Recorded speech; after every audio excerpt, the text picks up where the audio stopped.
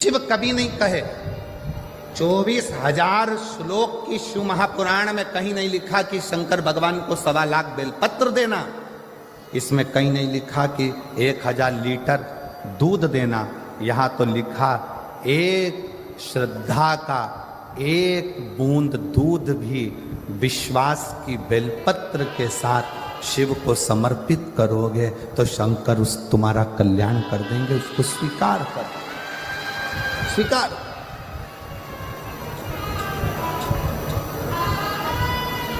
विश्वास के साथ, भरोसे के साथ।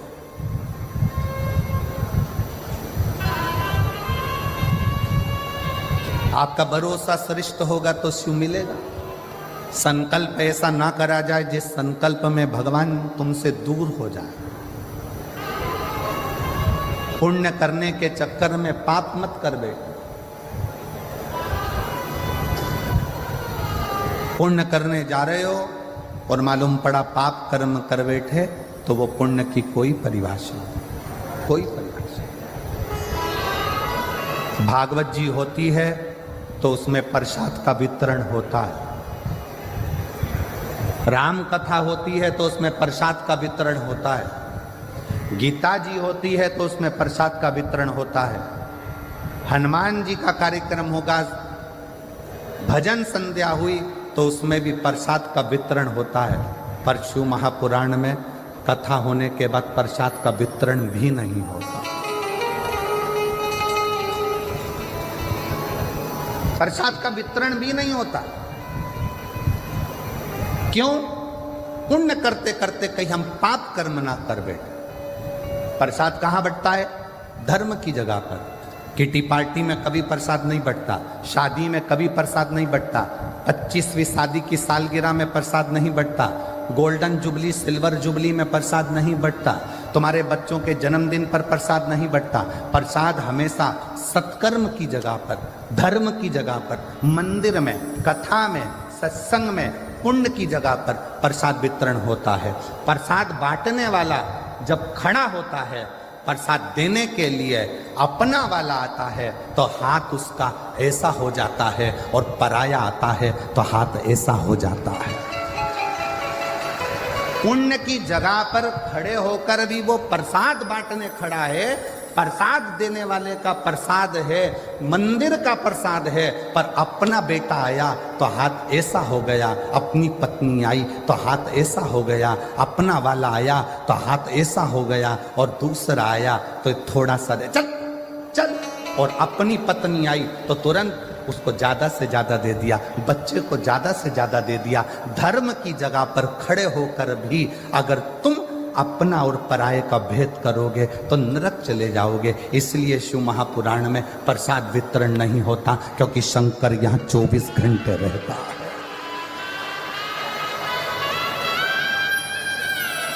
जितने दिन तक शिव महापुराण की कथा जिस पंडाल में होती है, जितने दिन तक शिव महापुराण की कथा पंडाल के अंदर विराजमान होती है, शंकर जी ने तुमरुका जी को वचन दिया है कि तुमरुका के देकर मैं आज वचन देता हूं कि जिस जगह पर शिव महापुराण की पोथी रखी होगी उस जगह पर मैं कैलाश और काशी छोड़कर 7 दिन वहीं पर निवास करूंगा।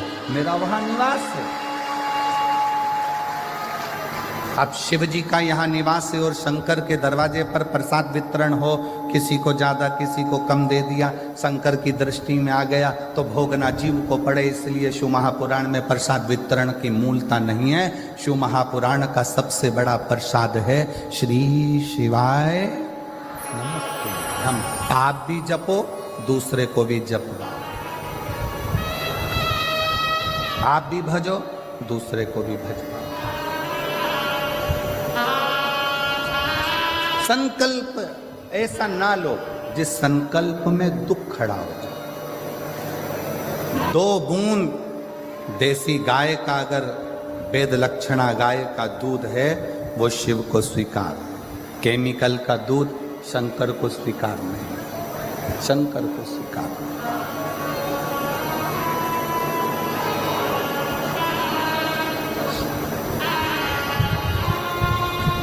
आप उसको हृदय से पुकारो।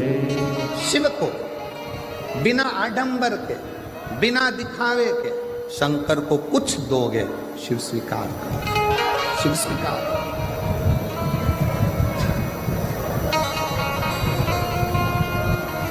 शिव ने उसको स्वीकार किया। एक पत्र है, अच्छा है।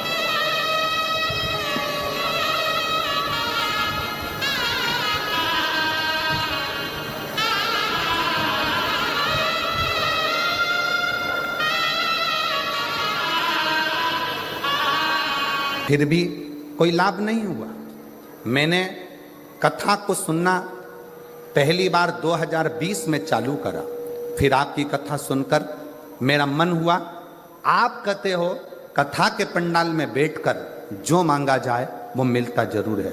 मुझे 40 साल से अस्थमा है। 40 साल से अस्थमा की बीमारी के कारण मैं ना चल सकती ना कहीं जा सकती, बड़ी तकलीफ। अब करूं क्या? आपकी कथा सुनकर पंडाल में कथा कहाँ सुनने जाऊं? तो मैं सिरसा हरियाणा की कथा सुनने पहुंच गई। सिरसा हरियाणा के पंडाल में बैठकर कथा सुनी। बाबा से प्रार्थना करी कि आप सब जानते हो बाबा, सियोर वाला महाराज कहता है कि रज को शरीर से लगाना तो ठीक हो जाता है। बाबा मैं भी कथा सुनने आई हूँ, मेरी 40 साल से अस्थमा की बीमारी है, आप मुझे ठीक कर दो। बाबा सिरसा की कथा सुनकर भूमि को नमन कर कर श्री शिवाय नमस्तुभ्यम का आंख बंद कर जाप कर कर वापिस आ गई और विचार कर लिया कि अब कोई जांच ना कराऊंगी। दवाई को उठाकर रख दिया और बाबा की ऐसी कृपा हुई कि आज मैं सिरसा से जब से आई हूँ तब से आज तक मुझे अस्थमा का दौरा भी नहीं आया और जरूरत भी नहीं पड़ी। मेरी अस्थमा की बीमारी ठीक है। 40 साल से मैं लगी थी, 40 साल उस अस्थमा के कारण। एक पत्र और अच्छा है।